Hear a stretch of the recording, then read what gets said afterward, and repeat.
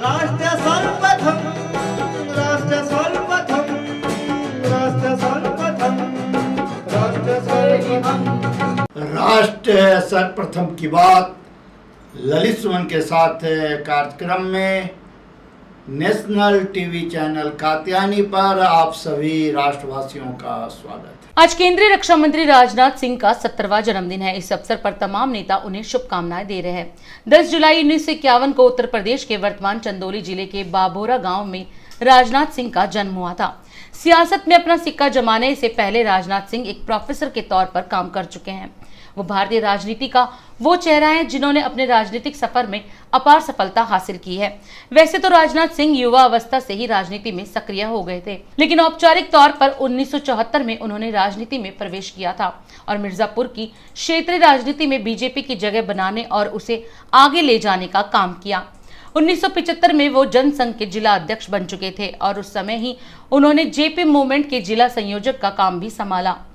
आपातकाल में अन्य जनसंघ के नेताओं की तरह राजनाथ सिंह ने भी जेल की यात्रा की थी और अपनी जिंदगी के बेहतरीन 18 महीने उन्होंने जेल में बिताए थे। भारत में आपातकाल के बाद 1977 में हुए चुनावों में राजनाथ सिंह उत्तर प्रदेश में एमएलए निर्वाचित हुए थे। इसके बाद राजनाथ सिंह का राजनीतिक करियर बढ़ता ही चला गया और बीजेपी में उनका कद भी। 1983 में वो स्टेट सेक्रेटरी बने। 1984 में उन्हें बीजेपी के यूथ विंग का स्टेट प्रेसिडेंट बनाया गया। 1986 में वो भारतीय जनता पार्टी के ही नेशनल जनरल सेक्रेटरी बने। 1988 में वो बीजेपी के नेशनल प्रेसिडेंट बनाए गए। राजनाथ सिंह 1988 में उत्तर प्रदेश में हुए विधान परिषद के सदस्य बने। 1991 में उन्होंने उत्तर प्रदेश के शिक्षा मंत्री की भूमिका निभाई थी और राजनीति में बड़ा मुकाम उन्हें 25 मार्च 1997 को मिला, जब राजनाथ सिंह ने भारतीय जनता पार्टी से जीत दर्ज करवाते हुए उत्तर प्रदेश में मुख्यमंत्री का पद संभाला था। इसके बाद 22 नवंबर 1999 को Rajnath Singh union surface transport minister बनाए गए। उन्होंने अटल बिहारी वाजपेयी की महत्वाकांक्षी परियोजना नेशनल हाईवे डेवलपमेंट प्रोग्राम की भी शुरुआत की। 31 दिसंबर 2005 को राजनाथ सिंह को भारतीय जनता पार्टी का अध्यक्ष बनाया गया और इस कार्यकाल में उन्होंने देश के कोने कोने तक भारतीय जनता पार्टी की पहुंच बनाई। 2014 के लोकसभा चुनावों ने भारतीय जनता पार्टी को सत्ता तक पहुंचा दिया, जिसके पीछे राजनाथ सिंह का महत्वपूर्ण योगदान रहा है। राजनीतिक सफर में आगे बढ़ते हुए राजनाथ सिंह ने 26 मई 2014 को राजनाथ सिंह देश के गृह मंत्री बने। 30 मई 2019 को राजनाथ सिंह ने भारत के केंद्रीय मंत्री के रूप में शपथ ली और 1 जून 2019 से राजनाथ सिंह देश के केंद्रीय रक्षा मंत्री का कार्यभार संभाल रहे हैं। अपने कामों को बखूबी अंजाम तक पहुंचाने वाले और आम लोगों के दिलों में राज करने वाले लोकप्रिय और सशक्त राजनेता राजनाथ सिंह के बारे में प्रधानमंत्री नरेंद्र मोदी, उत्तर प्रदेश के मुख्यमंत्री योगी आदित्यनाथ, भारतीय जनता पार्टी के राष्ट्रीय अध्यक्ष जेपी नड्डा, गृह मंत्री अमित शाह, केंद्रीय मंत्री स्मृति ईरानी, केंद्रीय मंत्री धर्मेंद्र प्रधान समेत कई नेताओं ने उन्हें शुभकामनाएं दी हैं। पीएम मोदी ने अपने ट्वीट में लिखा कि हमारे वरिष्ठ कैबिनेट सहयोगी राजनाथ सिंह को जन्मदिन की शुभकामनाएं। उनको ज्ञान और बेहतरीन व्यक्तित्व के लिए सराहा जाता है। वह एक उत्कृष्ट सांसद और प्रशासक है। देश सेवा के लिए उनके लंबे जीवन और स्वास्थ्य की प्रार्थना। डीटीसी बस खरीद मामले में भाजपा द्वारा लगाए गए दिल्ली सरकार पर भ्रष्टाचार के आरोप के बाद दिल्ली के उपराज्यपाल द्वारा एक जांच समिति बनाई गई थी, जिसके बाद जांच समिति के जांच पड़ताल करने के बाद दिल्ली सरकार को जांच समिति ने क्लीन चिट दे दी है। यानी जांच समिति को दिल्ली सरकार द्वारा डीटीसी बस खरीद मामले में किसी भी प्रकार का कोई भी भ्रष्टाचार नहीं मिला है और जांच समिति द्वारा क्लीन चिट मिलने के बाद दिल्ली के उप मुख्यमंत्री मनीष सिसोदिया ने प्रेस वार्ता कर इसकी जानकारी देते हुए कहा कि दिल्ली की आम आदमी पार्टी अपना काम बड़ी ईमानदारी से करती है। 3 महीने से दिल्ली में भारतीय जनता पार्टी एक बहुत बड़ा झूठ फैलाने की कोशिश कर रही है। भारतीय जनता पार्टी के कई बड़े बड़े नेता बार बार अनर्गल आरोप लगा रहे हैं कि दिल्ली सरकार में अरविंद केजरीवाल जी के नेतृत्व में जो बसें खरीदी जा रही हैं डीटीसी में, उनमें बड़ा घोटाला हो गया। अब भारतीय जनता पार्टी के कहने पे केंद्र सरकार ने एक जांच समिति बनाई, एक बहुत हाई लेवल इंक्वायरी कमेटी बनाई भारतीय जनता पार्टी की केंद्र सरकार ने, क्योंकि बीजेपी के नेता दिल्ली में आरोप लगा रहे थे तो सेंट्रल गवर्नमेंट ने इनके कहने पर इसकी जांच के लिए एक सीनियर लोगों की हाई लेवल जांच कमेटी बनाई। इस जांच कमेटी ने करीब 3000 डॉक्यूमेंट्स इन बसों की खरीद से संबंधित देखे। उन्होंने डॉक्यूमेंट समन किए, उसके बाद उन्होंने क्वेरी पे क्वेरी लगाई और इन सारी क्वेरीज और 3000 डॉक्यूमेंट्स को पढ़ने के बाद केंद्र सरकार की बनाई हुई जांच समिति इस नतीजे पे पहुंची है कि दिल्ली सरकार में, केजरीवाल जी की सरकार ने बसों की खरीद में कोई घोटाला नहीं किया। केजरीवाल जी की सरकार ने बसों की खरीद में ना तो कोई घोटाला किया है और ना किसी ने कोई ऐसा गलत काम किया जिससे किसी को क्वेश्चन किया जाए या जिससे किसी को कोई नुकसान हुआ हो। भारतीय जनता पार्टी की केंद्र सरकार की रिपोर्ट में यह अब सामने आ गया है कि केजरीवाल सरकार बहुत ईमानदारी से काम करती है। उन्होंने 3000 डॉक्यूमेंट्स देख लिए, क्वेरी पे क्वेरी लगा ली, उसके बावजूद कोई गड़बड़ी नहीं निकाल पाए। उल्टे मानना पड़ा कि अरविंद केजरीवाल जी ईमानदार हैं, अरविंद केजरीवाल जी ईमानदारी की राजनीति करते हैं, अरविंद केजरीवाल जी की सरकार ईमानदारी से चल रही है, अरविंद केजरीवाल जी की सरकार जब बस खरीद रही है तो उसमें कहीं कोई घोटाला नहीं हुआ। अब ये भारतीय जनता पार्टी की केंद्र सरकार की रिपोर्ट खुद मानती है। आपको याद होगा कि इसके पहले भी भारतीय जनता पार्टी खूब शोर मचाती थी और फिर इन्होंने, केंद्र सरकार ने दिल्ली सरकार की 400 फाइलें खोज निकाली थी, 400 फाइलें मंगाई थी, समन की थी और 400 फाइलों में एक एक पन्ना इन्होंने पढ़ा था और उसमें भी कुछ नहीं निकला, उसमें भी कुछ नहीं खोज पाए। आज डीटीसी की खरीद के 3000 डॉक्यूमेंट्स में भी कुछ नहीं निकाल पाए कि केजरीवाल सरकार कुछ गड़बड़ कर रही है। यह प्रमाण है, केंद्र सरकार की समिति की रिपोर्ट, ये प्रमाण है कि केजरीवाल जी ईमानदारी की राजनीति करते हैं। अरविंद केजरीवाल जी जो लोग उनके चुन के भेजते हैं उनके लिए काम करते हैं। आपको यह भी यहां बता दूं कि दिल्ली में 2008 से बसें नहीं खरीदी गई, कांग्रेस सरकार ने नहीं खरीदी। 2015 के बाद हमने जब भी खरीदने की कोशिश की तो कुछ ना कुछ अड़चनें अड़ाई। बहुत तमाम अड़चनों को पार करके अरविंद केजरीवाल जी ने ये टेंडर कराया था और अब बसें आएंगी। तो मुझे बहुत खुशी है इस बात की कि दिल्ली के लिए बसें आएंगी। डीटीसी बस खरीद मामले में जहां एक तरफ दिल्ली सरकार का कहना है कि दिल्ली सरकार को एलजी की जांच समिति से क्लीन चिट मिल गई है, तो वहीं इस मामले में अभी भी भाजपा नेताओं का कहना है कि जांच समिति ने डीटीसी बस खरीद मामले में मेंटेनेंस में फ्रेश टेंडर करने की बात की है। भाजपा के दिल्ली प्रदेश अध्यक्ष आदेश गुप्ता ने प्रेस वार्ता कर कहा कि डीटीसी बस मेंटेनेंस मामले में भारी भ्रष्टाचार हुआ है। साथ ही इस मामले में आदेश गुप्ता ने दिल्ली परिवहन मंत्री कैलाश गहलोत के इस्तीफे के साथ इस मामले की जांच एसीबी से कराने की मांग की है। जब से विधानसभा के पटल पर डीटीसी बसों के खरीद के मामले को उजागर हमारे विधायक श्री विजेंद्र गुप्ता जी ने इस मामले को उजागर किया और इस मामले को लेकर दिल्ली विधानसभा में विपक्ष के नेता विधूड़ी जी और भारतीय जनता पार्टी के सभी विधायक और कार्यकर्ता लगातार आंदोलन कर रहे हैं कि बसों की खरीद में और उसके मेंटेनेंस, जो मेंटेनेंस दिया गया है वो बसों का मेंटेनेंस है या फिर आम आदमी पार्टी अपने चुनावी मेंटेनेंस के लिए खर्चा ले रही है। इसके लिए जब आंदोलन किया और एलजी साहब ने एक कमेटी बनाई, आज ये आम आदमी पार्टी की तरफ से प्रचारित किया जा रहा है कि बसों की खरीद के मामले में क्लीन चिट मिल गई है और असलियत ये है कि वो क्लीन चिट, उसमें साफ लिखा है कि हमने मेंटेनेंस के मामले को, टेंडर को फ्रेश टेंडर करने के लिए कहा है। आप ये बताइए, 3500 करोड़ के टेंडर आपने किया, आप जांच करने के बाद कह रहे कि वो टेंडर गलत था, तभी तो आप कह रहे नया टेंडर होना चाहिए। अगर उसमें फाइनेंशियल इर्रेगुलरिटीज नहीं थी, अगर उसमें वित्तीय अनियमितताएं नहीं थी, तो आप फिर वो टेंडर को वापस क्यों करवा रहे हो?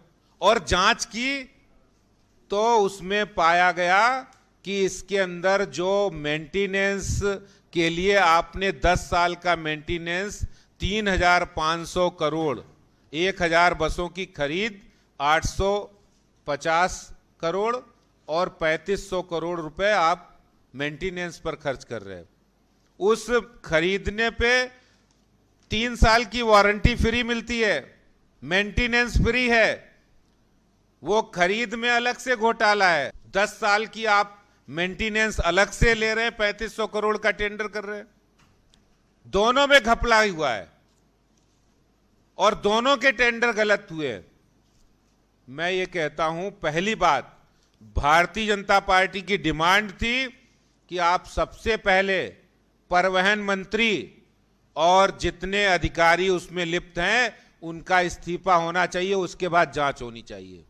और मैं आज बड़ी जिम्मेदारी के साथ कहना चाहता हूं कि जिस तरह से ये भ्रम फैलाया जा रहा है कि क्लीन चिट मिल गई है इस रिपोर्ट से, इसी रिपोर्ट में लिखा है कि इसी रिपोर्ट में है कि हमने जो टेंडर प्रक्रिया है मेंटेनेंस की, जो 3500 करोड़ रुपए की है, वो गलत है और इसीलिए एलजी साहब ने इस रिपोर्ट में कहा गया उसको टर्न डाउन किया गया। जिस तरह से ये जो बातें सामने आ रही है, रिपोर्ट में आ रहा है, उससे साफ जाहिर है कि इसकी मेंटेनेंस में भारी भ्रष्टाचार हुआ है। अगर ये टेंडर वापस हो रहा है, इस टेंडर को टर्न डाउन किया जा रहा है, इस रिपोर्ट में जो लिखा है कि इस टेंडर को टर्न डाउन कर रहे हैं, इसका सीधा अर्थ है कि ये गलत है, इसमें भ्रष्टाचार हुआ है और इस पर सबसे पहले दिल्ली के परिवहन मंत्री इस्तीफा दे। और उसके बाद दूसरी डिमांड है कि इसका एंटी करप्शन ब्यूरो से इसकी जांच की जाए, क्योंकि जो भी इसके अंदर वित्तीय अनियमितताएं, भ्रष्टाचार, घोटाला हुआ है वो साफ हो जाएगा। दिन देखिए 8 बजे रात्रि, 9 बजे सुबह राष्ट्र सर्वप्रथम की बात ललित सुमन के साथ कात्यायनी टीवी पर। 22 वर्षों से प्रकाशित मदर इंडिया पत्रिका, पढ़ते रहे देश दुनिया की खबरों के लिए।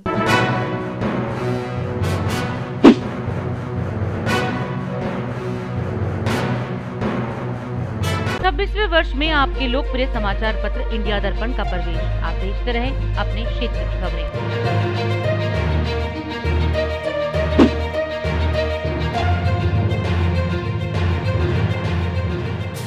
और अधिक खबरों के लिए आप हमारे YouTube चैनल दैनिक इंडिया दर्पण को अभी सब्सक्राइब करें और नोटिफिकेशन के लिए बेल आइकन को प्रेस करना ना भूलें।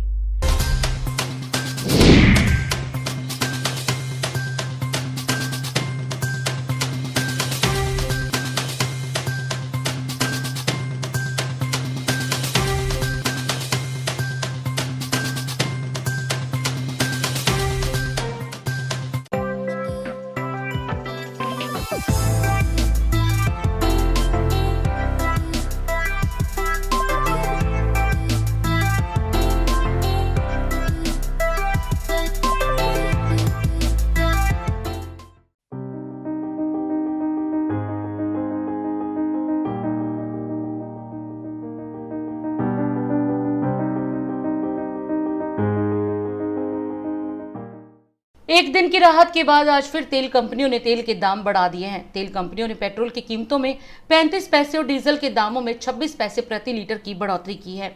और इस बढ़ोतरी के बाद दिल्ली के बाजार में पेट्रोल 100 रुपए 91 पैसे प्रति लीटर पर बिक रहा है, तो वहीं डीजल 89 रुपए 88 पैसे प्रति लीटर पर पहुंच गया है। और दूसरे महानगरों की बात करें तो मुंबई में पेट्रोल 106 रुपए 93 पैसे प्रति लीटर और डीजल 97 रुपए 46 पैसे प्रति लीटर पहुंच गया है। चेन्नई में पेट्रोल 101 रुपए 67 पैसे प्रति लीटर और डीजल 94 रुपए 39 पैसे प्रति लीटर, तो वहीं कोलकाता में पेट्रोल 101 रुपए 1 पैसे प्रति लीटर और डीजल 92 रुपए 97 पैसे प्रति लीटर पर पहुंच गया है। राष्ट्र सर्वप्रथम की टीम लगातार पेट्रोल की बढ़ती कीमतों पर अपनी नजर बनाए हुए है। आइए जानते हैं पेट्रोल की बेलगाम हो रही कीमतों पर लोगों ने क्या कहा।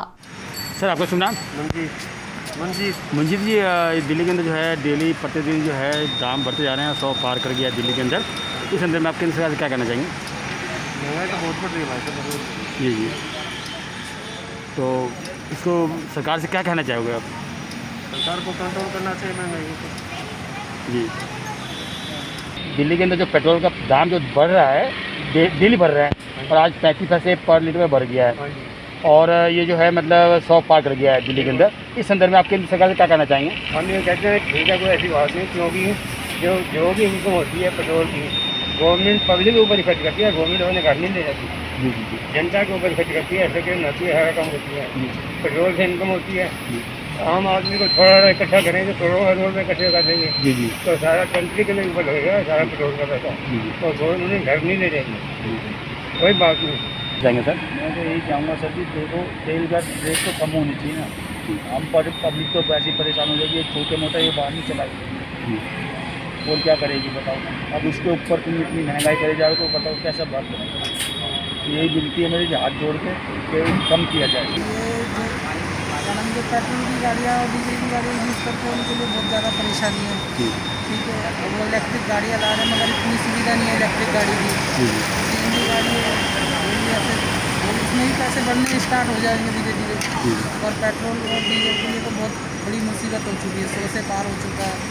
अगर सरकार को सोचना चाहिए कि हाँ भाई ये कम हो, हम ये चाहते हैं सरकार के खिलाफ उल्टा नहीं बोल रहे, ठीक है ना जी। हम ये चाहते हैं सरकार इस पर कुछ सोचे, विचार करे जिससे पेट्रोल कम कीमत में मिले।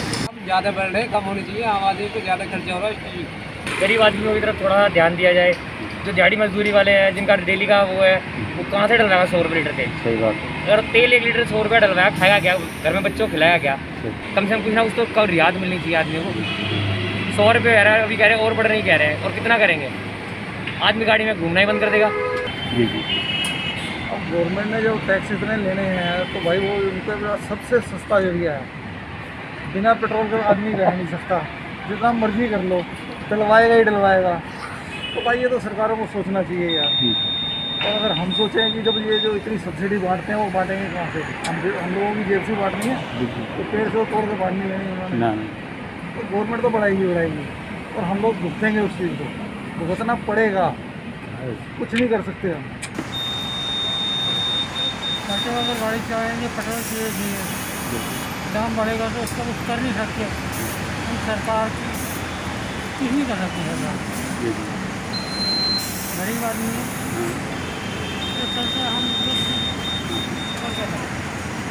तो क्या कहना चाहेंगे मतलब सरकार से, तो विशेष दाम तो कम होना चाहिए।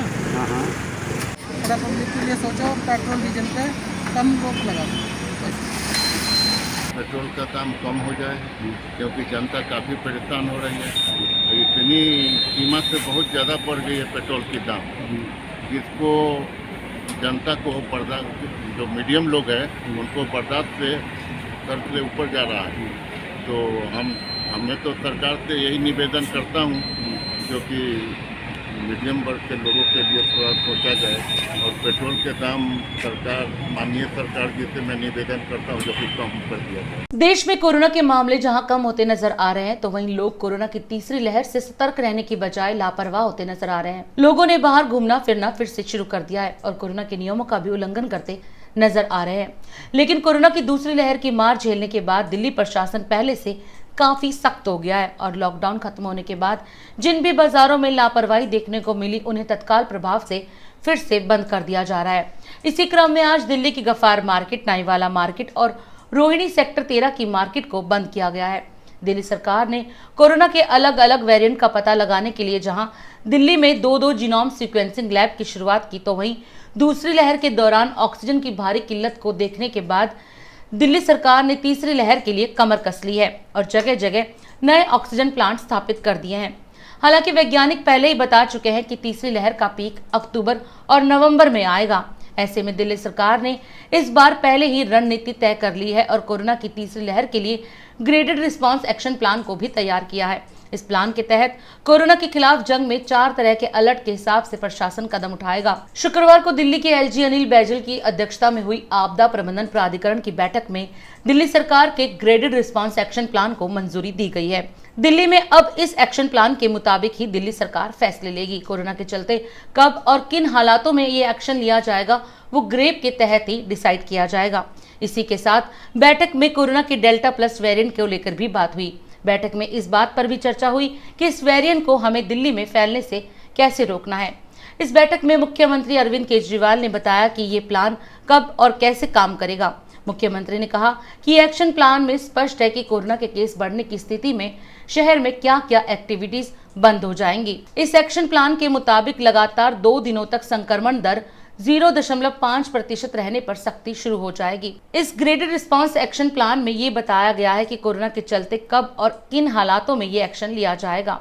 इस ग्रेप में 4 तरह के कलर अलर्ट होंगे। Level 1 yellow, level 2 amber, level 3 orange और लेवल 4 रेड। लेवल 1 तब लागू होगा जब लगातार 2 दिनों तक पॉजिटिविटी रेट 0.5% से ज्यादा होगा, यानी बीते एक हफ्ते में 1500 नए मामले आएंगे या एक हफ्ते में 500 ऑक्सीजन बेड पर मरीज भर्ती हो जाएं।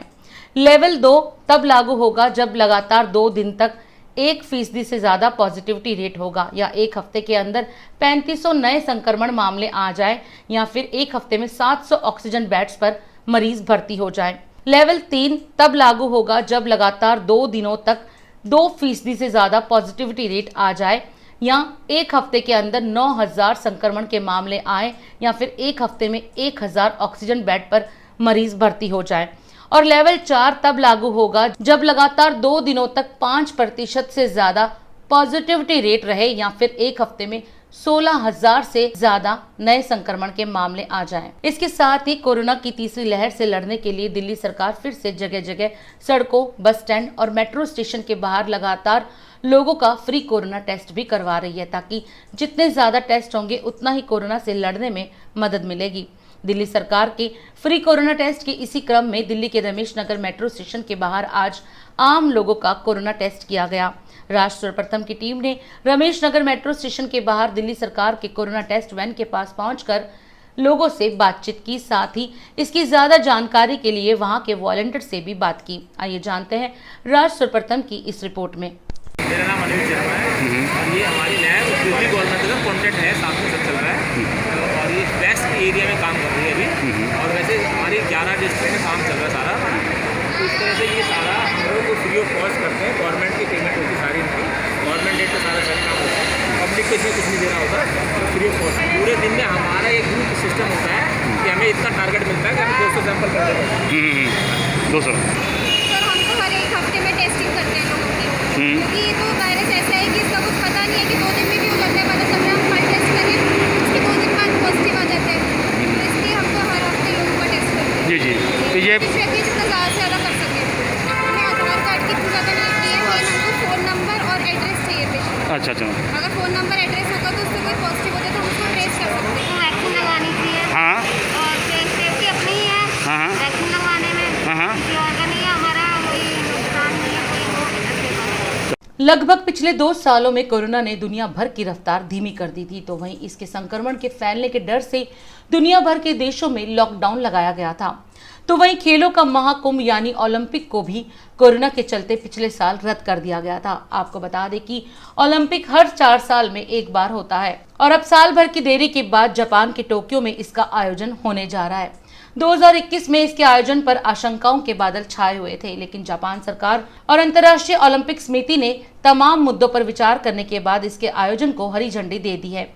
लेकिन जापान के अलावा किसी भी दूसरे देश के लोग टोक्यो जाकर इन खेलों के दर्शक नहीं बन पाएंगे। इस बार ओलंपिक की शुरुआत 23 जुलाई से होगी और इसका समापन 8 अगस्त को होगा। हालांकि सॉफ्टबॉल खेल प्रतियोगिता उद्घाटन समारोह से 2 दिन पहले यानी 21 जुलाई को ही शुरू हो जाएगी। ओलंपिक में इस बार 33 खेलों में 339 मेडल के लिए मुकाबले होंगे। पहला पदक समारोह 24 जुलाई को होगा। आपको बता दें कि इससे पहले जापान 3 बार पहले भी 1964, 1972 और 1988 में ओलंपिक खेलों की मेजबानी कर चुका है। टोक्यो में आने वाले ओलंपिक खेलों के शुभंकर को मिराई तोवा और सोमाइटी नाम दिया गया है। जापानी शब्द मिराई तोवा में मिराई का अर्थ भविष्य और तोवा का अनंत काल होता है। इसे इंडिगो ब्लू रंग का पैटर्न दिया गया है। साथ ही ये जापान की सांस्कृतिक परंपरा और आधुनिकता दोनों का प्रतिनिधित्व करते हैं। टोक्यो ओलंपिक में खिलाड़ियों को दिए जाने वाले पदक पुराने इलेक्ट्रॉनिक सामानों और फोन से बनाए हैं। पदक के पिछले हिस्से में टोक्यो ओलंपिक का लोगो लगा हुआ है। आगे स्टेडियम की तस्वीर के सामने विजय का प्रतीक माने जाने वाली ग्रीक देवी नाइक को दर्शाया गया है। इस बार 5 नए खेलों को ओलंपिक में जोड़ा गया है। Surfing, skateboarding, sports climbing, karate और बेसबॉल। यही नहीं, बेसबॉल पुरुष और सॉफ्टबॉल महिला की ओलंपिक में वापसी हो रही है।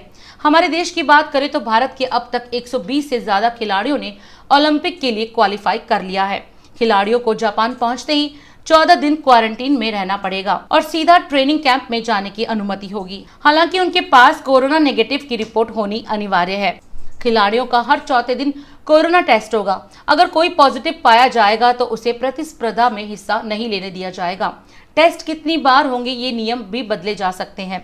खिलाड़ियों के लिए कोरोना वैक्सीन लेना अनिवार्य है। खिलाड़ियों का टूरिस्ट वाली जगह, रेस्टोरेंट, बाहर जाना वर्जित होगा। तो वहीं भारत के प्रधानमंत्री नरेंद्र मोदी टोक्यो ओलंपिक जाने वाले भारतीय खिलाड़ियों से 13 जुलाई को बात करेंगे और उन्हें प्रोत्साहन देंगे। 17 जुलाई को भारतीय खिलाड़ियों का पहला जत्था टोक्यो के लिए एयर इंडिया से रवाना होगा। उद्घाटन समारोह में ध्वजवाहक होंगी मैरी कॉम और मनप्रीत सिंह। 6 बार की विश्व चैंपियन और लंदन ओलंपिक की कांस्य पदक विजेता मुक्केबाज मैरी कॉम और पुरुष हॉकी टीम के कप्तान मनप्रीत सिंह ओलंपिक खेलों के उद्घाटन समारोह में भारतीय ध्वजवाहक होंगे। इन खेलों में भारत की तरफ से पदक के सबसे बड़े दावेदारों में से एक पहलवान बजरंग पुनिया 8 अगस्त को समापन समारोह में भारतीय ध्वजवाहक की भूमिका निभाएंगे। भारतीय ओलंपिक संघ ने इन खेलों की आयोजन समिति को अपने फैसले से अवगत करा दिया है। पहली बार ऐसा हुआ है जबकि ओलंपिक में भारत के 2 ध्वजवाहक, एक पुरुष और एक महिला होंगे। तो वहीं ओलंपिक खेलों को बढ़ावा देने के लिए दिल्ली सरकार ने भी कुछ दिन पहले ही ओलंपिक मेडल जीतने वाली भारत की पहली महिला वेट लिफ्टर खिलाड़ी कर्णम मल्लेश्वरी को दिल्ली खेल विश्वविद्यालय की पहली कुलपति बनाया है। दिल्ली सरकार ने खिलाड़ियों का मनोबल बढ़ाने के लिए इनाम की भी घोषणा की है। दिल्ली के उप मुख्यमंत्री मनीष सिसोदिया ने कहा कि टोक्यो ओलंपिक में स्वर्ण पदक जीतने वाले खिलाड़ी को 3 करोड़ रुपए का नकद पुरस्कार दिया जाएगा और ओलंपिक के रजत पदक विजेता को 2 करोड़ रुपए और कांस्य पदक विजेता को 1 करोड़ रुपए का नकद पुरस्कार देगी दिल्ली सरकार। साथ ही दिल्ली सरकार ने पदक जीतने वाले खिलाड़ियों के प्रशिक्षकों को भी 10 लाख रुपए का पुरस्कार देने का ऐलान किया है। इससे पहले हरियाणा सरकार ने भी ओलंपिक विजेताओं के लिए इनाम की घोषणा की थी। हरियाणा सरकार ने ऐलान किया है कि आगामी टोक्यो ओलंपिक में स्वर्ण पदक जीतने वाले राज्य के खिलाड़ियों को 6 करोड़ रुपए का नकद पुरस्कार दिया जाएगा, जबकि राज्य सरकार रजत पदक विजेताओं को 4 करोड़ रुपए और कांस्य पदक विजेताओं को 2.5 करोड़ रुपए का पुरस्कार देगी। वियतनाम की कम्युनिस्ट पार्टी के नेता फाम मिन चिन को प्रधानमंत्री बनने पर पीएम मोदी ने फोन पर दी बधाई। दोनों नेताओं ने कोरोना काल में परस्पर सहयोग पर जताई सहमति। भारत में पिछले 24 घंटे में कोरोना के 42,766 नए मामले आए, तो वहीं 1200 से ज्यादा लोगों की हुई मौत। लॉकडाउन की पाबंदियां खत्म होने पर पर्यटन स्थलों पर सैलानियों की उमड़ी भीड़। शिमला में 90% होटल में नहीं मिल रहे कमरे। लोगों में नहीं नजर आ रहा है कोरोना की तीसरी लहर का डर। जम्मू और कश्मीर के अनंतनाग जिले के कवारी गांव इलाके में सुरक्षा बलों के साथ हुई मुठभेड़। सुरक्षा बलों ने जवाबी कार्रवाई में 2 आतंकियों को मार गिराया। उत्तर प्रदेश में जनसंख्या नियंत्रण का ड्राफ्ट हुआ तैयार। ड्राफ्ट के तहत यूपी में 2 से ज्यादा बच्चों को नहीं मिलेगी सरकारी सुविधाएं। चुनाव लड़ने पर भी लगेगी रोक। कानून के मौजूदा ड्राफ्ट के मुताबिक ये विधेयक राजपत्र में प्रकाशन की तारीख से 1 साल बाद होगा लागू। दिल्ली पुलिस की स्पेशल सेल ने 4 लोगों को 350 किलो हीरोइन के साथ किया गिरफ्तार। अंतर्राष्ट्रीय बाजार में इस हीरोइन की कीमत 2500 करोड़ रुपए आंकी गई। भारतीय क्रिकेटर हरभजन सिंह दूसरी बार बने पिता। हरभजन सिंह की पत्नी गीता बसरा ने एक बेटे के बाद इस बार बेटे को दिया जन्म। श्रीलंकन क्रिकेट टीम की बढ़ सकती हैं मुश्किलें। टीम के डाटा एनालिस्ट जीटी निरोशन हुए कोरोना पॉजिटिव। श्रीलंका के बैटिंग कोच ग्रांट फ्लावर के बाद टीम में ये दूसरा कोरोना केस। 13 जुलाई को शुरू होगी श्रीलंका और भारत के बीच सीरीज। ईरान के नवनिर्वाचित राष्ट्रपति इब्राहिम रईसी ने पद संभालने से पहले भारतीय विदेश मंत्री डॉक्टर एस जयशंकर से की मुलाकात। इब्राहिम रईसी ने 5 अगस्त को अपने शपथ ग्रहण समारोह के लिए भारत को किया आमंत्रित। बैंक ऑफ इंडिया के ग्राहकों के लिए बड़ी खबर। रविवार 11 जुलाई रात 9 बजे तक नहीं जमा करा पाएंगे पैसा। इस दौरान ऑनलाइन बैंकिंग सेवा भी रहेगी बंद। इंटरनेट बैंकिंग सेवा मेंटेनेंस एक्टिविटी के चलते शनिवार और रविवार को बंद रहेंगी सेवाएं। राष्ट्र प्रथम की बात ललित सुमन के साथ कार्यक्रम में आप अन्य खबरों के लिए बने रहे नेशनल टीवी चैनल कात्यायनी पर। हम आपसे आज यही विदा लेते हैं। राष्ट्र सर्वप्रथम, वंदे मातरम, जाग उठा है भारत। राष्ट्र सर्वप्रथम, राष्ट्र सर्वप्रथम, राष्ट्र सर्वप्रथम राष्ट्र सर्वमंगलम्